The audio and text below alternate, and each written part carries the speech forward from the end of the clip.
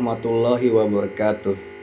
Puji syukur kepada Allah Subhanahu wa taala yang telah memberikan nikmat dan juga kesehatan sehingga kita dapat berkumpul bersama dalam proses pembelajaran online pada mata kuliah pengantar ilmu pendidikan yang diampu oleh Bapak Dr. Iswadi SPD MPD pada kesempatan kali ini. Sebelumnya, saya ucapkan terima kasih kepada yang terhormat Bapak Dr. Iswadi SPD MPD dan semua sahabat-sahabat dan teman-teman yang mengikuti mata kuliah pengantar ilmu pendidikan. Adapun topik yang kami bahas pada kesempatan kali ini adalah permasalahan pendidikan. Perkenalkan, nama saya Edi Mantapriyono yang akan bertugas sebagai moderator pada hari ini. Saya akan membimbing jalannya diskusi ini. Adapun anggota kelompok saya adalah Miko Aryato. Sedangkan rangkaian acara yang akan kita lewati adalah yang pertama, sesi pembukaan, kedua, sesi penyampaian dan penyajian materi, ketiga, sesi tanya jawab, dan yang keempat, sesi penutup. Baik teman-teman, langsung saja kita mulai ke sesi yang pertama adalah pembukaan. Marilah kita mengucapkan basmalah bersama-sama. Bismillahirrahmanirrahim. Selanjutnya adalah penyampaian dan penyajian materi. Saya akan membacakan materi yang pertama yang nanti akan dilanjutkan oleh saudara Miko Aryanto. Baiklah, saya mulai. Baiklah, saya akan mulai presentasi tentang permasalahan pendidikan. Yang pertama ini kita akan bacakan tentang peta konsep yang ada di dalam presentasi ini. Yang pertama tentang definisi pendidikan dan sistem pendidikan. Yang kedua tentang permasalahan pendidikan. Di sini nanti kita akan membahas permasalahan pendidikan pokok dan permasalahan pendidikan yang aktual. Dan selanjutnya yang ketiga, solusi dari masing-masing permasalahan pendidikan tersebut yang ada di Indonesia. Pendidikan dan sistem pendidikan. Pendidikan adalah usaha sadar dan sistematis untuk mencapai taraf hidup atau kemajuan yang lebih baik. Sistem pendidikan adalah keseluruhan komponen pendidikan yang saling terkait secara terpadu untuk mencapai pendidikan nasional. Permasalahan pokok pendidikan di Indonesia. Yang pertama adalah masalah pemerataan pendidikan. Yang kedua, masalah mutu pendidikan. Yang ketiga, masalah efisiensi pendidikan. Dan yang keempat adalah masalah relevansi pendidikan. Masalah pemerataan pendidikan. Pelaksanaan program pendidikan yang dapat menyediakan kesempatan yang seluas-luasnya bagi seluruh warga negara Indonesia untuk memperoleh pendidikan. Masalah ini muncul ketika masih banyak warga negara Indonesia khususnya usia anak sekolah yang tidak dapat mengenyam pendidikan. Solusi pemerataan pendidikan. Di sini ada dua cara, ada cara konvensional dan cara inovatif. Cara konvensional contohnya antara lain adalah yang pertama membangun gedung sekolah seperti SD Impres atau ruangan belajar. Yang kedua menggunakan gedung sekolah untuk double shift atau sistem bergantian pada pagi dan sore.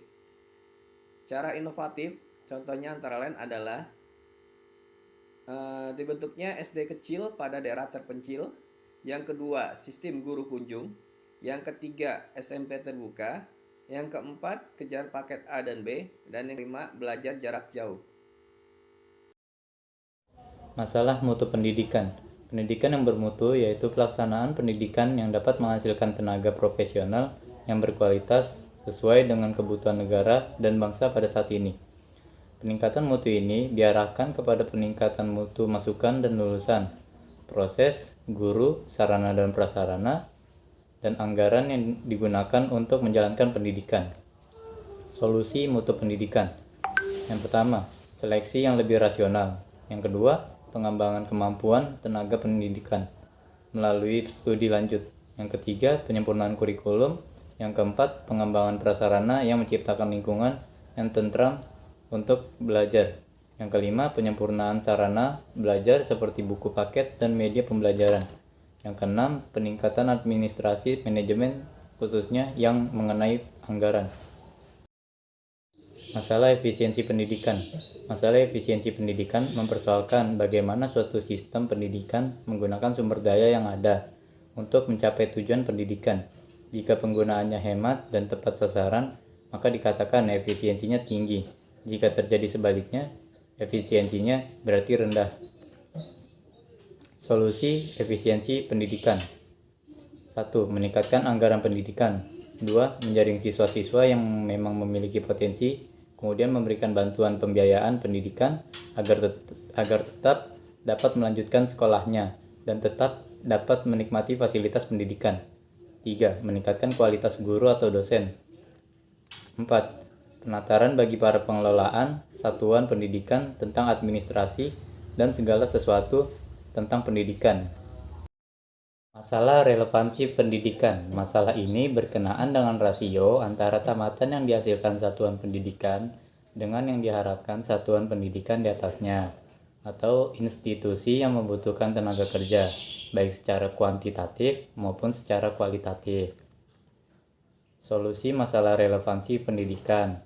1. Meningkatkan mutu pendidikan dengan meningkatkan kualifikasi guru dan dosen, serta meningkatkan nilai rata-rata kelulusan agar siswa atau mahasiswa lebih semangat dalam proses pembelajaran.